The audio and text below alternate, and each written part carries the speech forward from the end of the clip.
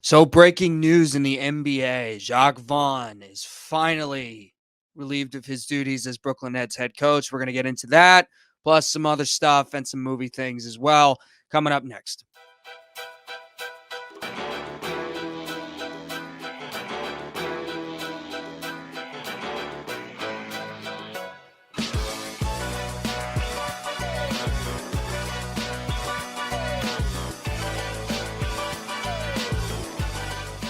So, this Monday morning, I woke up to a text from my brother, and he said, Jacque Vaughn has finally been fired. My family, we're all Nets fans.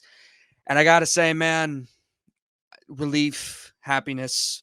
Listen, you never want to see anybody get fired. I would have loved to have seen Jacque Vaughn be the guy that took the Nets to an NBA championship. To be honest, I wasn't expecting that this year, obviously. I expected the Nets to be a play-in, playoff caliber team. And if they weren't going to be that, due to things out of their circumstances, maybe other teams just played better or whatnot, at least show some player development, show a sign of direction. Maybe Mikal Bridges would be an all-star capable player. Maybe Ben Simmons will have seen some improvement. Claxton, guys like that, Sharp getting some development, and obviously Cam Thomas, which is the one. And I have a lot of things to say on this. As people who, if you have followed me all year, you have known that since the beginning, I thought Jacque Vaughn deserved an opportunity to coach this team again. And I know it's easy to clown on that now, but I'm one of the people that's going to be honest and just tell you, I thought Jacque Vaughn was fantastic last year for the Brooklyn Nets and 100% deserved the opportunity to coach the next iteration of the team.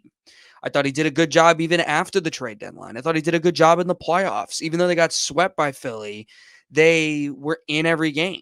And I thought there was value in that, especially with a team that just got thrown together at the last minute. And he obviously had a good connection with Kevin Durant and Kyrie. But what I learned with this Jacque Vaughn situation is that you can never take an interim head coach and think too much about it. PJ Carlissimo, any Nets fan remembers him.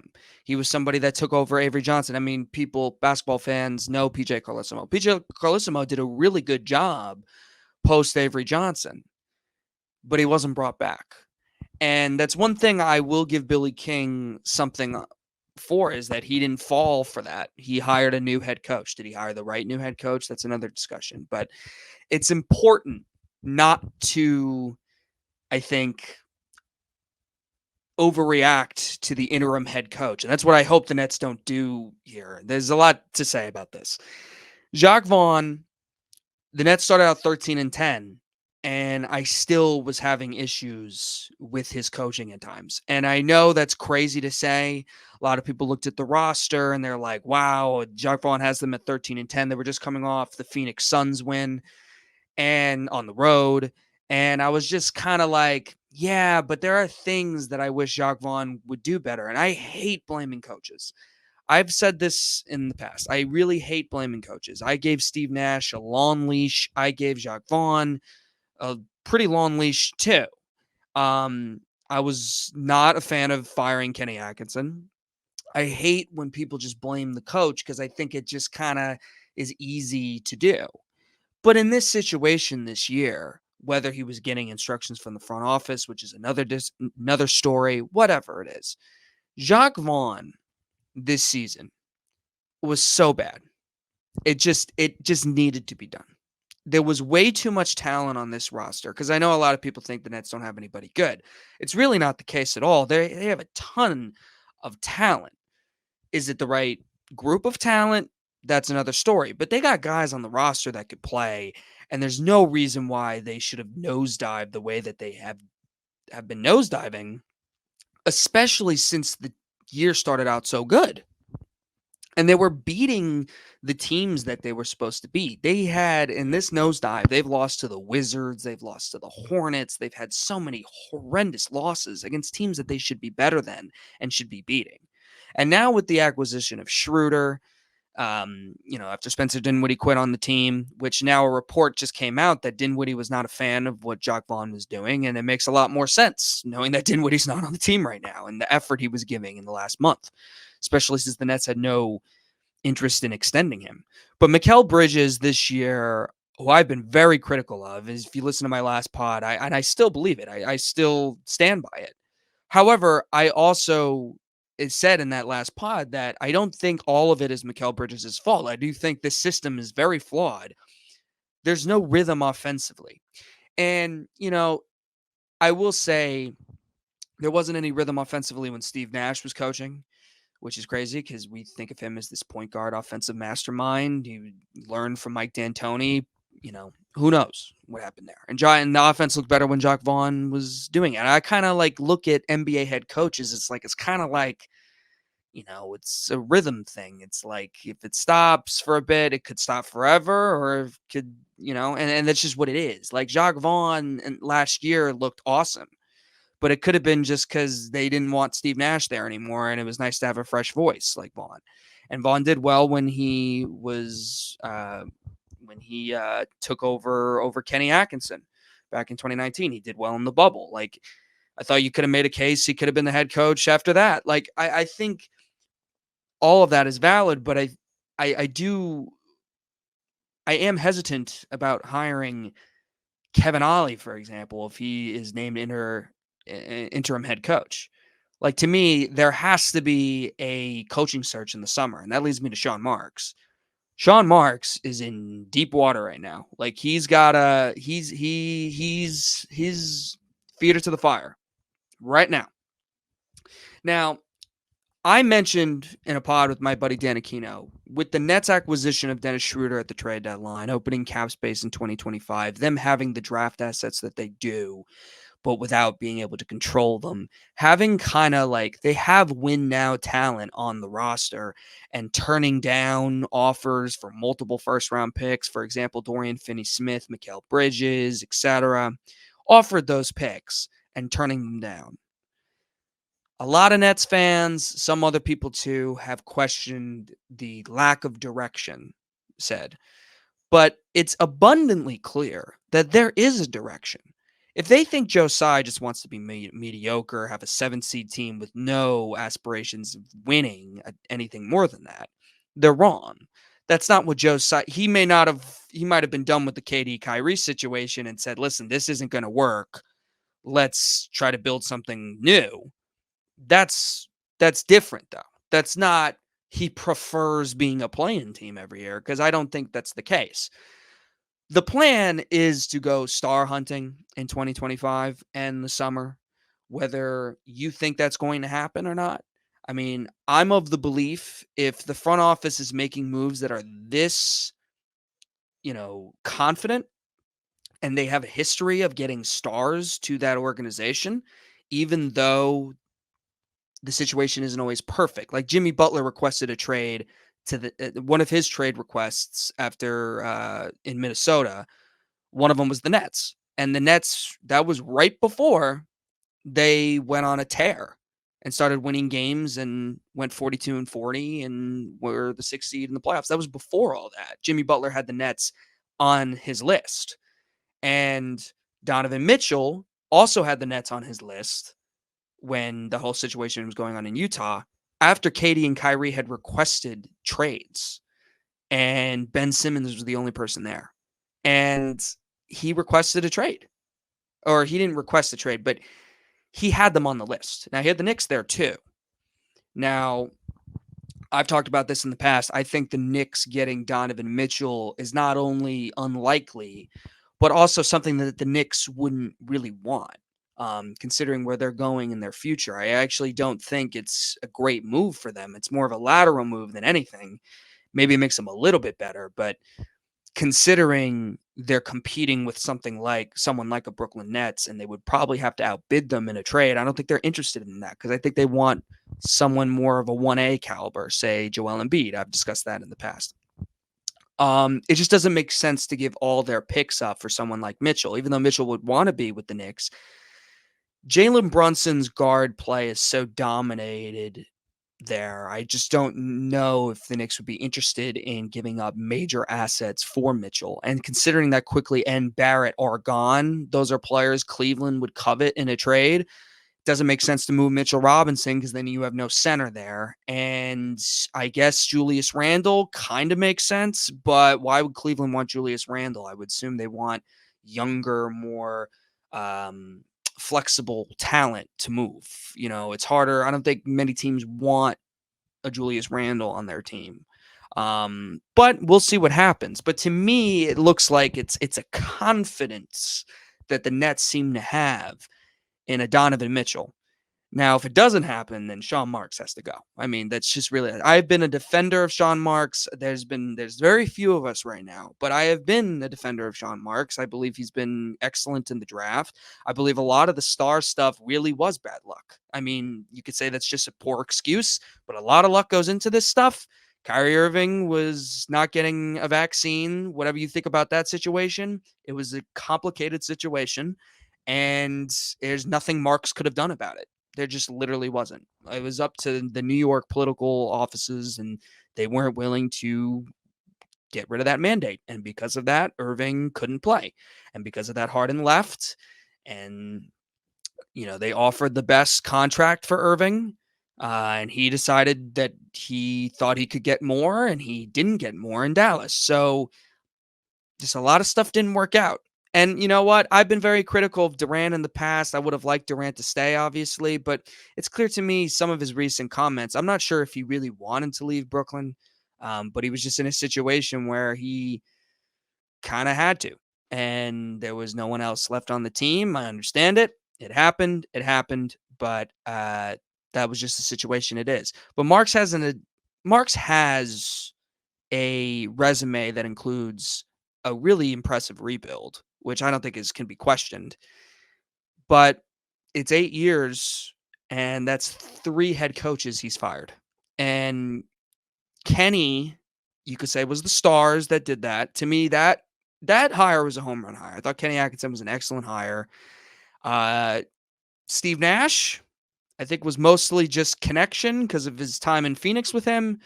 You could see maybe the idea that maybe Nash we would have let the stars play, and he obviously knows a lot, and he was under Mike D'Antoni and all that stuff. But let's face it, Nash wasn't a very good coach. So you see that. Jacque Vaughn, I could see why he brought him back this year because he was very impressive last year. But this is it for Sean Marks. He needs to execute this plan that he's doing, whether it's acquiring a star, which it's clearly, because otherwise they would have traded Mikal Bridges for their picks back. They're clearly not interested in that rebuild. So they want to get a star there, take advantage of the market that they have. And considering that I don't think the Knicks are very interested in acquiring, say, a Donovan Mitchell or Trae Young. I think Mitchell, they would have some interest, but at a limit. And I think the Nets would be kind of all in on him. With Trae Young, they wouldn't have any interest because Brunson's there. Miami doesn't do well with trades. When I say that, they're very stingy. They don't give up anything. I've said this before. Lillard was literally on their team, basically. He was like, I only want to be in Miami. And they couldn't get it done just because they didn't want to include like Jovic in the deal and stuff like that. They didn't want to throw more picks than they were already doing. So I don't believe Miami in any Donovan Mitchell trade. I don't, unless they want to get super desperate, but I don't believe Pat Riley will do that. So, and considering that the Nets can even if Miami were to get desperate, I think Brooklyn could still offer a better package if they really wanted to. And they just seem very interested in that, whether it's trading for Mitchell in the summer or signing him in 2025. But if Mitchell's leaving Cleveland, which it is worth mentioning, Cleveland is doing very well. But I've said this in the past. It happened with my team. It doesn't matter if your team is doing well in February or January or December. It matters what happens in the postseason. And if Cleveland wins a championship, that's something you're right. That could be something that could keep Mitchell there. But considering there are tons of reports that executives and other reporters have confirmed basically that it's leaked out there that Donovan Mitchell has no plans to re-sign with Cleveland and that it could be either this year or next year and he's out. And I think the Nets know that. And Marks has been a fan of Donovan Mitchell for years. And Mitchell wants to be in that New York area. And if it's not going to be the Knicks, it's going to be the Nets. And you look at the fit there with the Nets, you pair them with Bridges, you pair them with Finney Smith and Claxton, all their defensive presence around them. It makes a lot of sense. Then again, this is about Jacque Vaughn. So Jacque Vaughn is a coach that easily could have saved his job if he just played Cam Thomas the whole year and developed Cam Thomas and gave him the opportunities. He decided to build the offense around Ben Simmons. I don't understand that at all. Maybe 4 years ago, but this is a Ben Simmons that was very unreliable, and you could not base your entire offense off that. Cam Thomas was coming off the bench earlier in this year, which I wouldn't have done, but I can even understand it a little bit, maybe a little. But once Cam Thomas in the first 2 games proved that he was the best scorer on this team, he had to be inserted into the starting lineup. He had to. And considering that he was starting at one point, the team was 13-10, and then for some reason he went back to the bench and he started getting benched at the end of games. I went to a game versus the Hornets this year with no LaMelo Ball or anything. The Hornets just like a bad Hornets team. Rozier went crazy, but just not a good Hornets team at all.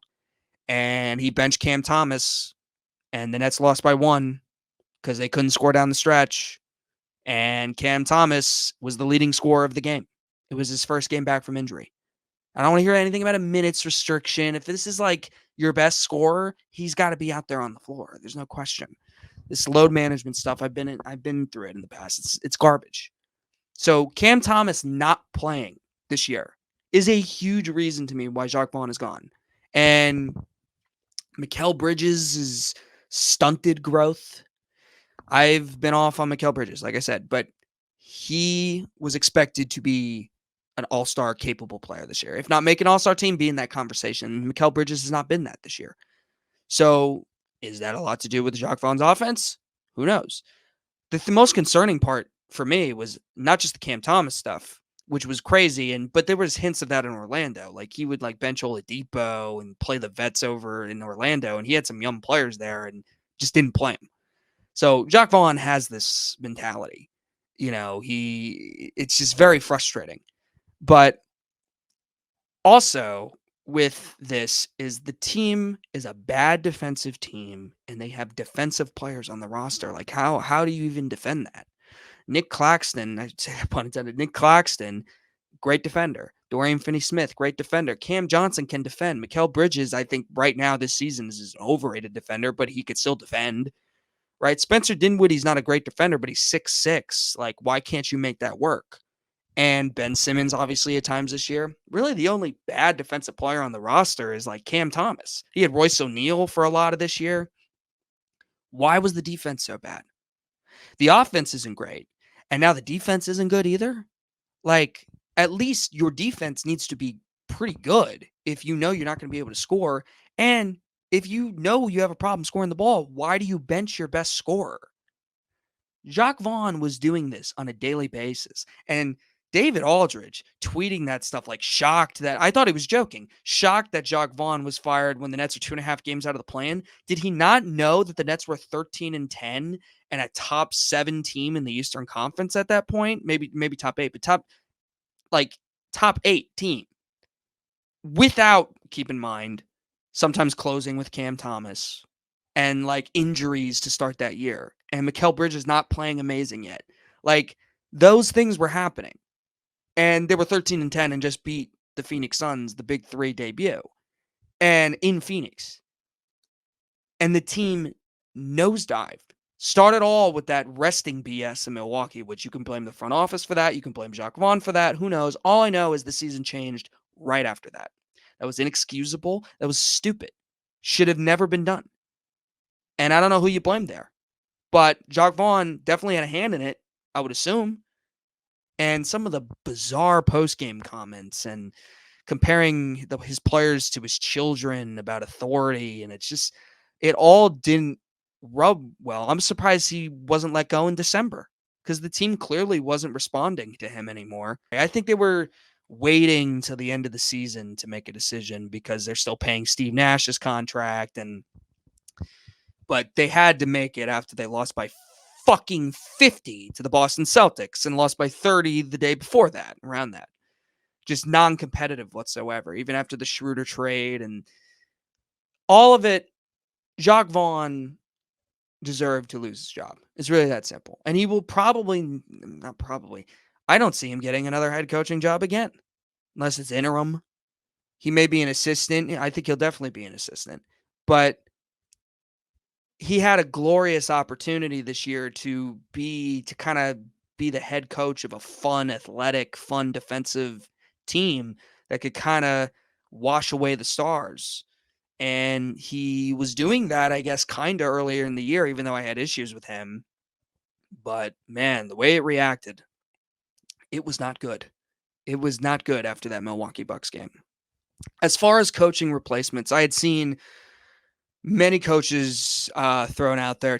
As far as real like candidates that I think are very possible, there are two, and that's Mike D'Antoni and Mike Budenholzer, who are the two best coaches out there.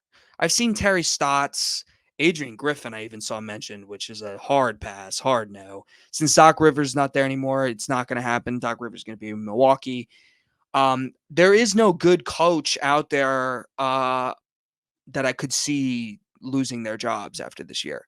Adoka's in Houston. Ty Lue's with the Clippers. If the Clippers season had gone haywire, then maybe I could see Ty Lue, and then I would be down for that. But to me, it's Mike D'Antoni and Mike Budenholzer.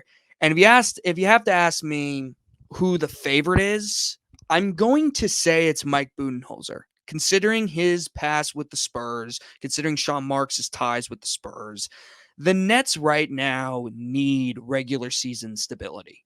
They need regular season stability. They have really good defensive talent on the roster. And Mike Budenholzer, who I know gets a lot of flack for a lot of his playoff flops, took an Al Horford as the best player. Maybe Paul Millsap, but Al Horford. That team won 60 games. And they went to the conference finals. That was a Mike Budenholzer team. Mike Budenholzer does have a championship with the Bucks. And I know we could say KD and Kyrie, they got injured. He probably would have lost his job that time. Fair enough. But he would have lost to a really talented team. It's not like he would have lost to a team that's not better than him. Like, that team was better than him. So, I can't. There's the Raptors, there's the Heat with the bubble, and then there's obviously last year's Heat series, but he lost his brother. Mike Budenholzer has a really good defensive scheme as well, which would fit with the Nets personnel a lot, maybe other than a Mike D'Antoni, right? So D'Antoni only makes sense if, like I said, you're getting Donovan Mitchell and you want Mitchell to kind of like take over. You have the 3-and-D wings, you shoot a ton of threes, D'Antoni makes sense in that perspective, so I could see that happening. If the Nets decide maybe not Donovan Mitchell for some reason, if Atlanta's ready to move on from Trae Young, maybe the Nets go after Trae Young. And then you could put Trae Young with those defensive wings, with Claxton, Bridges, and then you have Mike D'Antoni just have Trae Young do everything. That makes a lot of sense too. I don't know if that's the best recipe for success, but in the regular season, that could be a move as well. I'm just saying that these are backup plans if Mitchell's not the person. But Mike Budenholzer makes the most sense to me as just the coach that fits them. All I know is, Sean Marks, you need to hire an established guy that's going to guarantee regular season success and has history doing it. And Mike D'Antoni and Mike Budenholzer are those guys. We've messed around with the rookie head coaches. I'm saying we, like I'm on the team. The Nets have messed around with rookie head coaches. They've messed around with interim head coaches. I don't want to see Kevin Ollie be the head coach or Will Weaver, whoever's in there, because I know that the Nets are probably going to be better after this Jacque Vaughn firing, and I know it's fool's gold. I know none of these guys are the dudes. They're not the guys. So do that head coaching search. Marks has to hire this man, and it must be the right man, because he's done if it's not. And to me, if you hire Budenholzer, if you hire D'Antoni, that guarantees that your regular season will be competitive. And that's what I want to see. It's been far too long since a good coach has been with the Nets. You could say Kenny, but Kenny was dealing with a lot of talent. Like, you could tell Kenny was a good coach, but was he a great coach? And to me, like, Budenholzer and D'Antoni, 50 wins in the regular season, We'll deal with the playoff stuff later. Let's just get there. Let's just build a regular season consistency. And to me, that's the guy. But Jacque Vaughn had to go. There was no doubt about it. Moving on, I just wanted to talk about the All-Star game and how putrid it was. I didn't even watch it. I want to be honest with you. I didn't even watch it. I didn't need to watch it. I just, the most entertaining part, you know what I watched? I watched the Sabrina Ionescu. Sorry if I mispronounced that. Sabrina Ionescu and Steph Curry 3-point competition. That's what I watched. And that was entertaining. That was great. To me, the 3-point contest is easily the best part of All-Star Weekend, and that's basically it. The dunk contest is garbage now. Stephen A. actually made a pretty good point saying that LeBron James not participating in the dunk contest was the start of the downfall. I saw some aggregators kind of being just reacting to the quote and being like, oh, so LeBron is this bad person for not doing the dunk contest. Well, he does have a point that it would be really fun if LeBron all of a sudden started doing the dunk contest, and considering that all the stars before him that could dunk like that would have, and he was the first to kind of not do that, it did set a precedent for stars to not do that. And I think he made an excellent point, actually. And even Kendrick Perkins, who is a avid LeBron supporter, said he was right.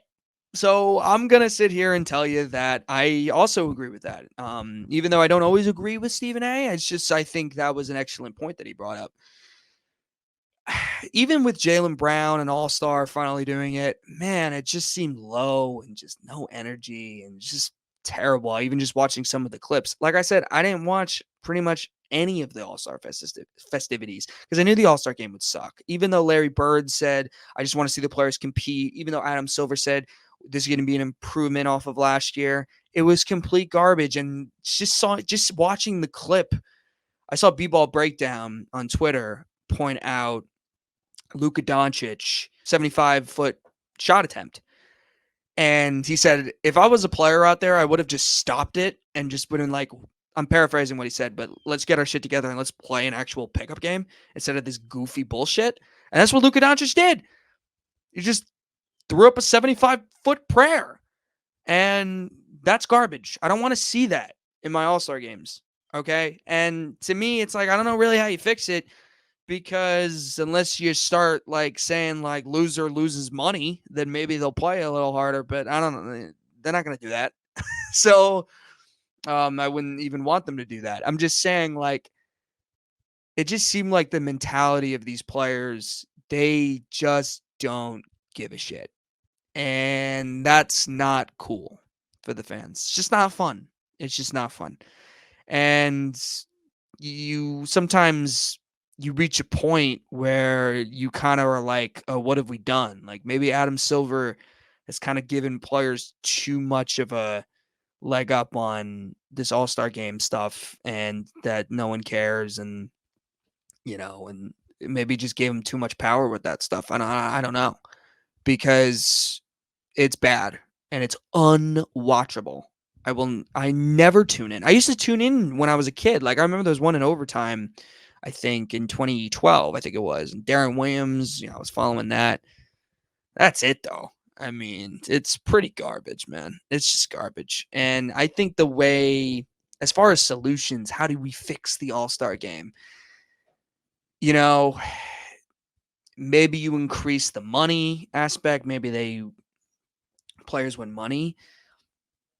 It's interesting because I have this fear with the play-in tournament as well. Remember the first year where they introduced the Kobe rules with the All-Star game, which the first year looked really awesome. And I think the first year of something, we kind of can't overreact if it's good, if it's not. Because a lot of people loved the play-in tournament this year because a lot of people were into it and the players were into it and they were competitive. At what point does that last? At what point does that last? Do they really... As time goes on, do players start to realize, does this really mean anything? Should we really care about this? And that's what I'm worried about with that, which is why in the long run, I don't see it necessarily working, even though this year was such a huge success. Maybe it's something like the All-Star game where it's just they don't care after a while. That first year with the Kobe rules, it was awesome. And then the next year was slightly worse. And then it was bad again. And then it was awful last night. So I can't help but think about those things. Like, unless you change some hardcore thing, the All-Star game is going to be the same. You can't just tell some of these players, hey, care more, because it clearly isn't working. So that's my feeling on the All-Star game. It's really that's just kind of it. Lastly, just to talk about some more sports stuff, I just wanted to recap about St. John's University basketball. And, here's my thing, right? So I'm a graduate of St. John's University. I did a pod about the Rick Pitino news last year as a home run hire, as a home run for both sides. I still believe that. 1 year isn't going to change any of that. But it is important to talk about St. John's right now because last night they had another crushing defeat to Seton Hall. Dylan Adewusu transfer from St. John's to Seton Hall. Didn't play great, but just seeing him beat on a team that's better after leaving. AJ Storr, right, leaving Wisconsin, leaving St. John's, going to Wisconsin. He's having a great year. Like, it is worth mentioning that this season is a disappointment for St. John's. To me, this was a year that they could have made the tournament, but this team right now is not very good at closing out games. They're competitive.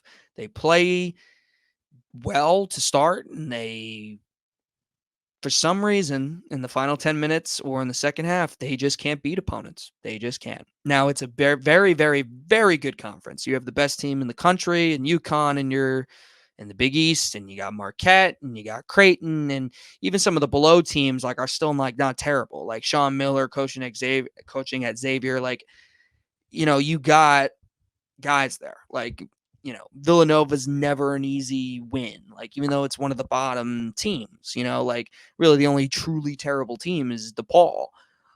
So you look at stuff like that and you're like, even though they were competitive versus UConn in games, they were competitive versus Marquette, lost to Creighton by 1. Like, at the end, they're still losses. And you have to figure out how to close games. And I think Pitino kind of shares some blame in some things, even though he kind of just blames the players the whole time, which is why he could never coach in the NBA because he just blames coaches. He just blames the players the whole time. Doesn't really take any accountability. And I've said this before about Pitino. He's, when it comes to saying outlandish things to the media, is charming with the media, but he also says things he doesn't always mean. You can't always take him by his word. So there's that. But yeah, the first year, they're not going to make the tournament. I mean, they kind of needed to win out after yesterday, and they lost yesterday again in the same way. They're losing in the same way. At some point, how do you not blame some parts of the coaching? And I had seen it discussed with the NIL, with players that hadn't played up to this level of college basketball before, getting a lot of people from Ivy League, like Jordan Dingle, Chris Ledlum, and guys like that. And, the fact that they aren't used to playing at this level of college basketball. Like, do you just get new players again? Like, it's going to be very interesting to see what he does. And I assume it'll be something similar to that. But I've been very disappointed in the second half of the year, just the way that they just can't close games. But, I mean, I'm not going to sit here and tell you that this Pitino thing is like a failure or anything crazy like that. He clearly needs some more time. But he's going to have to be a little better with building a team from the NIL. I think it's safe to say that is the case. Because this is an opportunity. Like, I thought they could have been maybe a top 25 team, maybe. And I was way wrong about that. At least a tournament appearance. And it looks like he's not going to do that. They'd have to probably win the Big East tournament in order for that to happen. So maybe they figure out how to close games for the rest of the year. But it was just important to say because that's their big issue. And next year, there's going to be more expectations because this is year 1. Some people had them missing the tournament this year. Not everybody had them making the tournament. They kind of give you some wiggle room. Like, all right, here's your first year. Let's see how it goes. But next year, it's kind of like they need to make the tournament. Because I thought Rick was doing a good job early in the year, especially. But considering that this team was just losing the same way over and over again to teams that were better than them, like, is it always on the players? I mean, maybe it is, but it kind of falls all on the shoulders of Rick Pitino. So let's see how he adjusts. Let's see how they bring in the next group of guys to do things. I'm excited, obviously, to see that unfold. But this year, especially with the Nets year, like I had my whole thing this year was like, okay, if the Nets year doesn't go according to plan and they're not making the play-in or playoffs, or they're not playing exciting basketball, at least I'll have St. John's to watch. And I don't really have St. John's to watch right now because I watched yesterday and I knew they were going to blow that game. I knew.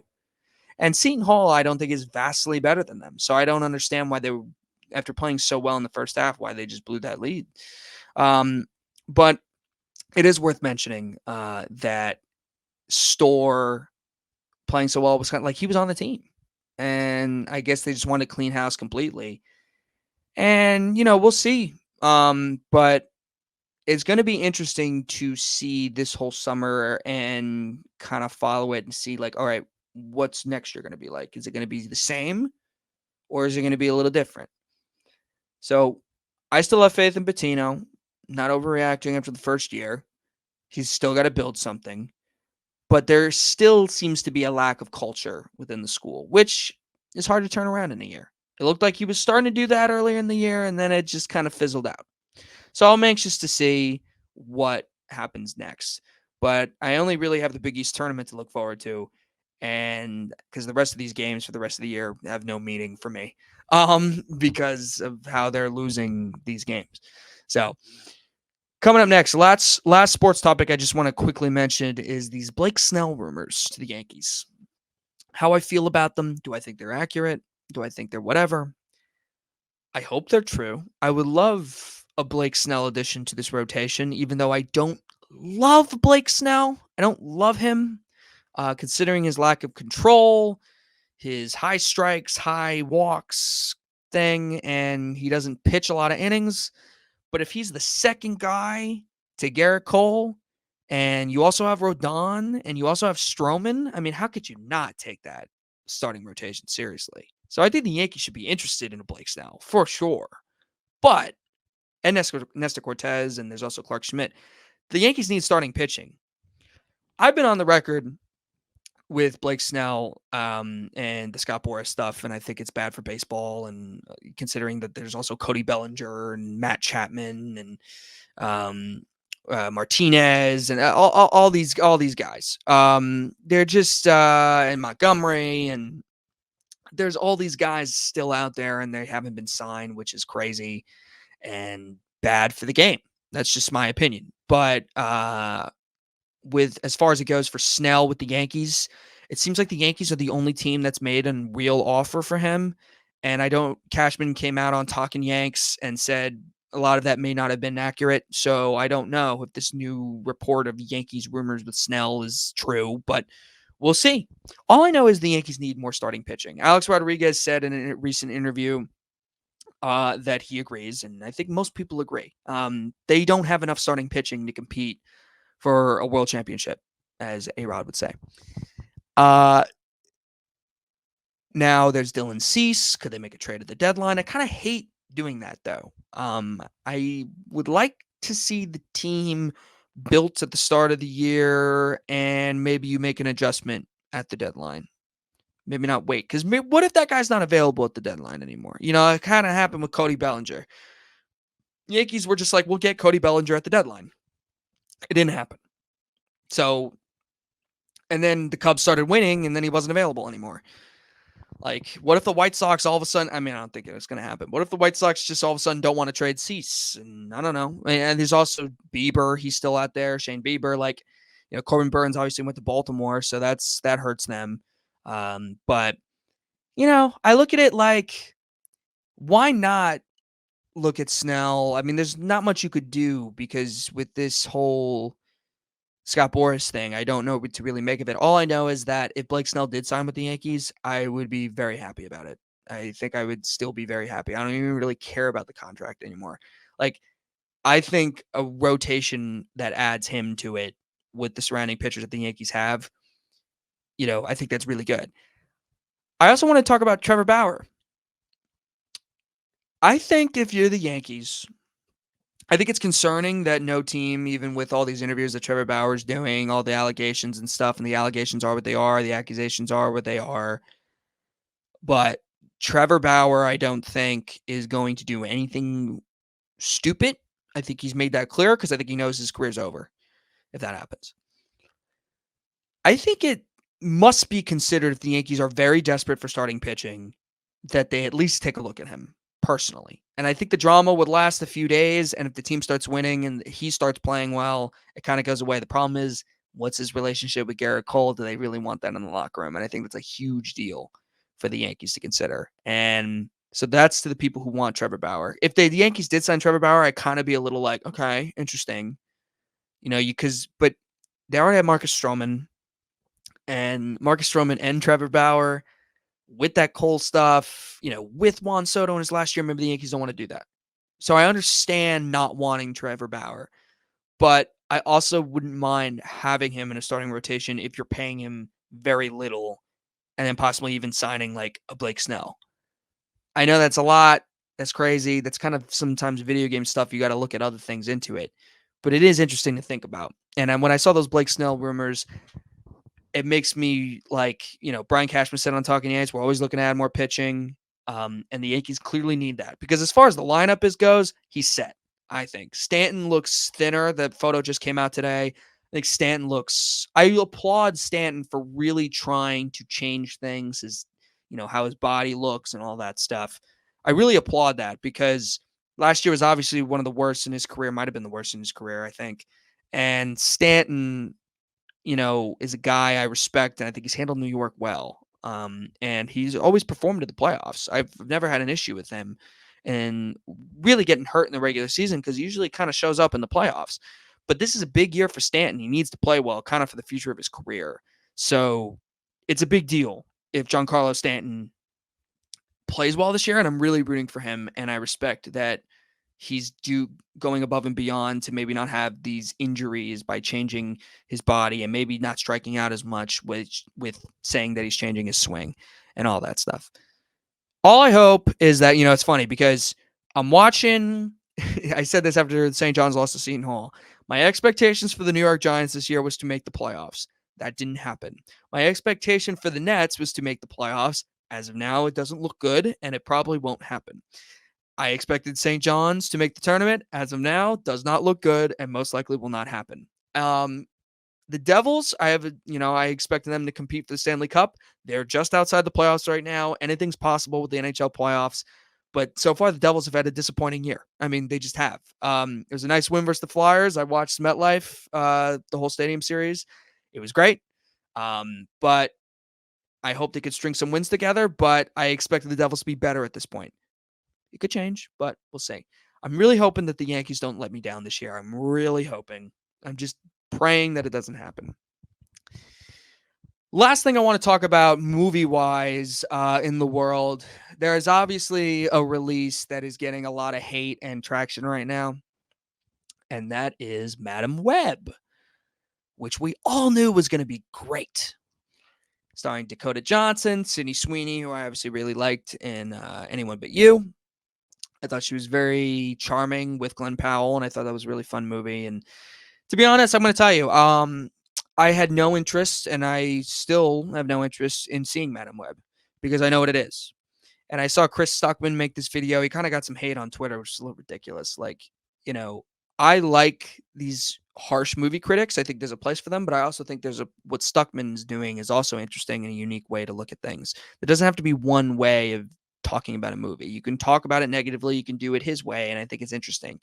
So just to say my 2 cents on that. But with Madam Web, I just knew what it was, and considering the hate it's getting, I didn't want to support the studio.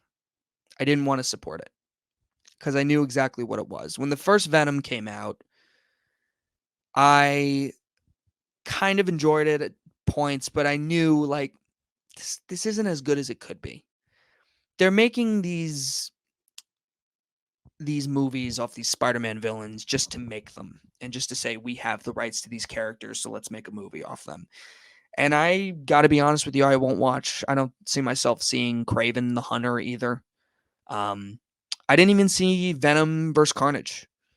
These movies were nothing but studio cash grabs to me, and I chose not to support that. And I think if you love movie and Morbius, how could I forget that?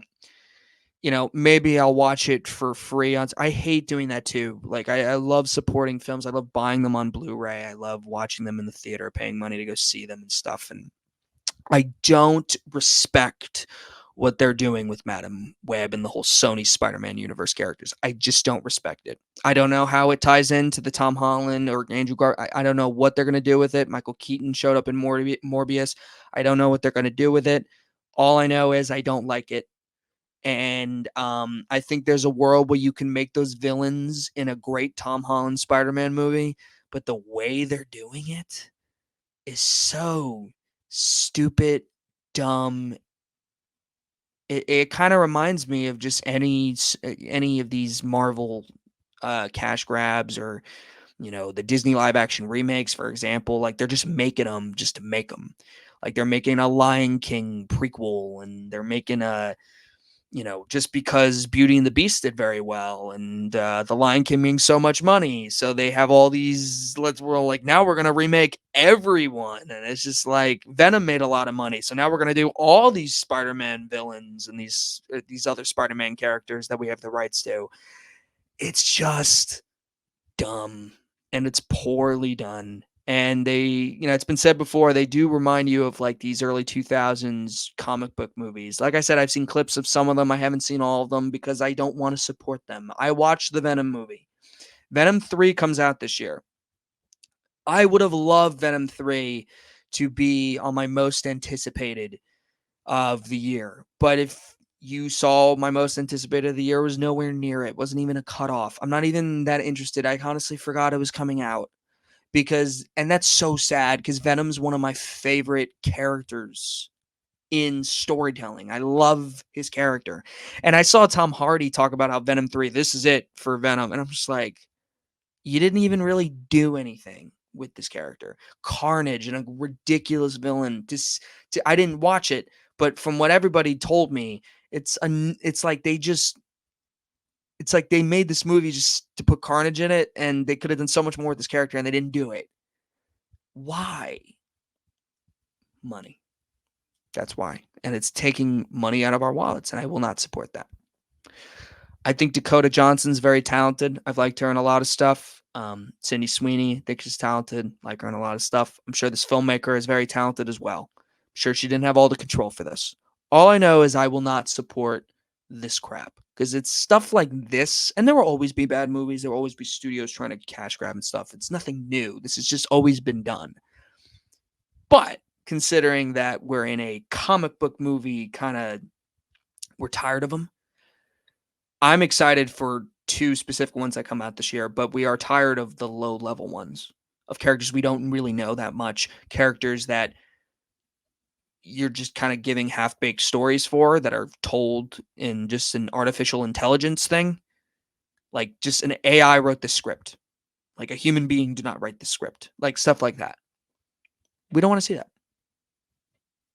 We could look at the algorithm and do all that stuff like, oh, this person likes this and this and this, so we need to make a movie about this, this, and this. And I think that's garbage. And it's been said before, but I just wanted to talk about Madam Web and this controversy because I was never going to see it in theaters because I will not support a studio that is so clearly just trying to make money.